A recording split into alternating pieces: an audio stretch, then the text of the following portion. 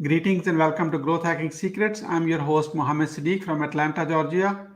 On this episode, we have a special guest, Awilda Rivera. Awilda N. Rivera. Awilda is an author and a success coach.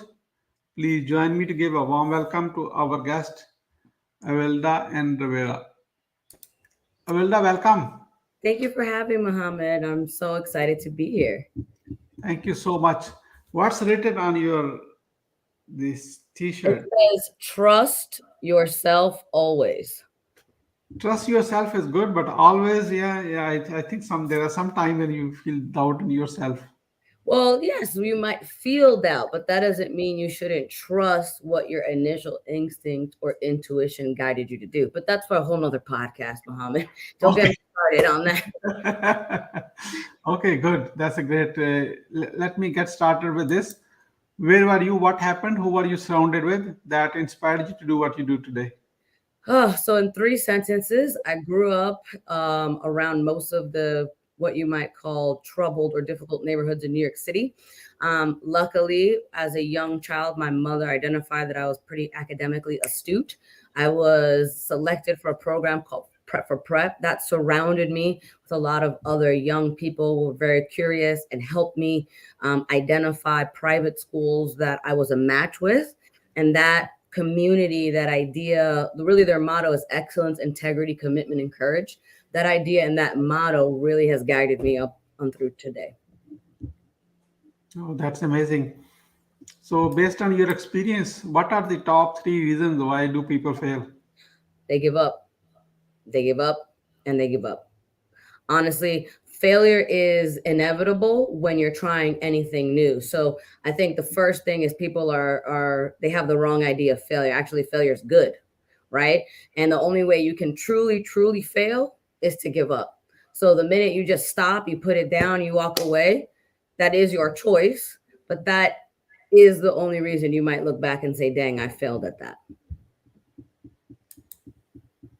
What is your greatest failure story? What did you learn and how did you recover from it? My greatest failure story is not passing the bar by about 5 points, if I remember correctly. How I came back from it actually was recognizing that despite wanting to be a lawyer my entire life, it wasn't actually the best career for me. It actually led me to have a mild heart attack at the age of 26 that further confirmed that I shouldn't be a lawyer. And that actually led me to being a success coach, an author, a world traveler, yogi, everything that I'm currently doing, and real estate expert as well. So, What are your top three success secrets that others can model from? one, never be afraid to try something new. Always be trying something new. The reason why is because the definition of insanity is doing the same thing and expecting a different result. And I can say, again, topic for another podcast, but I learned that the hard way. So that's the first thing. Try new things. The second thing would be know when you are not an expert in something and when there's someone out there that's better than you at it to help you, or when there's a tool to make your life easier. Again, you could do a whole podcast on that. Third thing I would say is don't be afraid to put yourself out there. Always be talking about what you're doing to others. Be your own biggest advocate. That way, like I say in my book, you have scouts out in the world without you even knowing, looking for opportunities for you to put you in position to keep winning.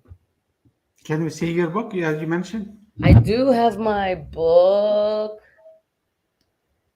So the funny thing is, Mohammed, I was so prepared that I have the book that you said influenced me, which is not the book that I wrote. I have a copy of my book somewhere, Okay, not on hand at the moment. okay. So, what motivates you within? Oh, how much time do we have? Okay, no. What really motivates me, I think, is it's a balance between the idea of creating some type of a legacy, and also living very presently in the moment, which I know for some would be very mutually exclusive. But I've really charged myself with trying to make that a reality for me in this lifetime. What is your company's motto? My company motto is your time is now. Who is your ideal client? My ideal client as a coach is someone who has tried a couple things out on their own, who has an idea of where they want to go. As a friend of mine, Elizabeth Rowan says, they've taken a seat at the table with themselves first and have decided that they really are ready, willing, and able to get the assistance, get the support that they need to challenge them to move to the next level. How do you find your ideal client? Referrals. I have a lot of referrals. I don't really do a lot of advertising, believe it or not. Some podcasts. People, through my writing, I've written a lot of things on Lifehack, Thrive, Huffington Post, Minds Journal. People find me that way as well. And through my podcast, which is currently on sabbatical, but people seem to enjoy. What are your well defined products or services? Well, I have a few. One is my book. That's the lowest entry. You can get that anywhere on Amazon, and it's really designed to reach the people that I won't ever meet or who may never be in a position to know me or may be on the explorative part of their journey. So it's kind of like a step one. Even if they know me, I'd recommend that they read the book first before we start working together. The second would be one-to-one coaching that I offer individuals that is really goal based around what they need and what they're looking for. And then in some of my other businesses in real estate, I offer obviously uh, specifically working with investors to find properties with high ROI here in Atlanta and coaching them through the process of that, as well as working with home buyers that are mostly out of state who are looking to move here and are not really familiar with the market, but want the most out of it in this crazy real estate wild west that we're living in right now. So you're a real estate investor or a realtor? Both. Okay. Why someone should buy from you? Well, I'm very strongly believe in the principles of know, like, trust, and of making a well-informed decision. So I think that it's about my authenticity and my track record and case studies really resonating with someone that feels a know, a like, and a trust of what I have to offer because the results are guaranteed pretty much from my experience. How do you crush your competition? Um, it's an interesting question. So I have a very competitive spirit. I'll start by saying that. But what I've learned more than anything over the last 5 to 10 years is that my biggest competition is really myself.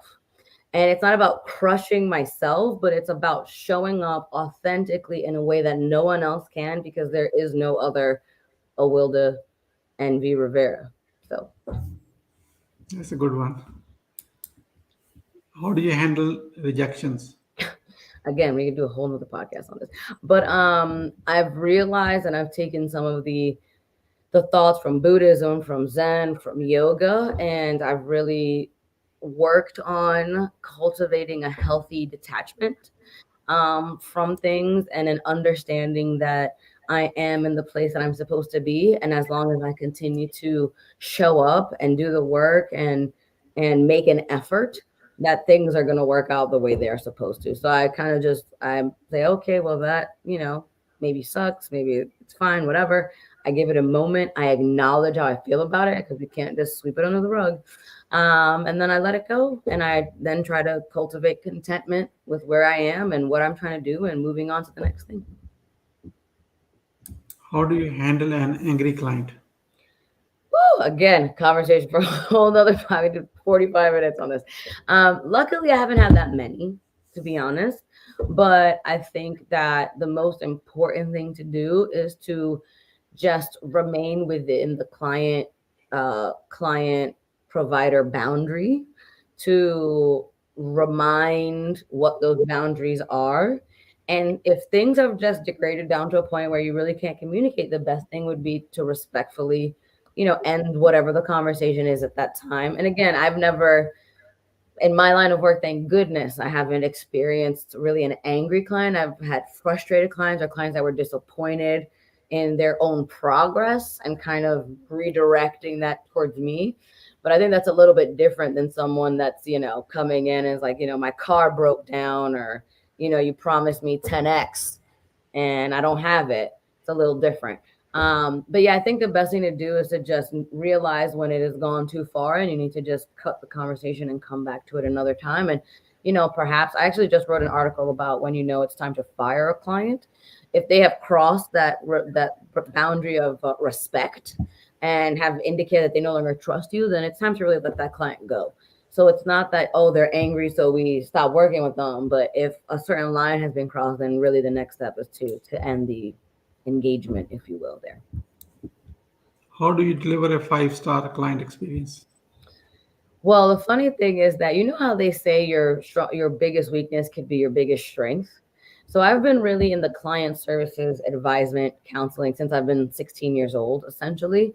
And my biggest kind of weakness then was that I really cared too much about the people that I was advising or coaching. And I really continue to bring that to this. I mean, I've cultivated some healthy boundaries in my adulthood and in my professional life. But the truth is that I care very deeply. I care. I feel honored to be a part of my client's journey with them, and I take it very seriously. And I really show up in a way that I believe, and I've seen my clients experience, is helps them take it to the next level. How do you convert your clients into brand ambassadors? Well, the experience really speaks for themselves. I mean, of course, you're always going to have clients that are very private, especially in the line of work that I do, who may not want to say, oh, I started coaching with this person and now look at my brand, um, because there is some allure to the mystique of people thinking, how did they do it? Right. That does attract.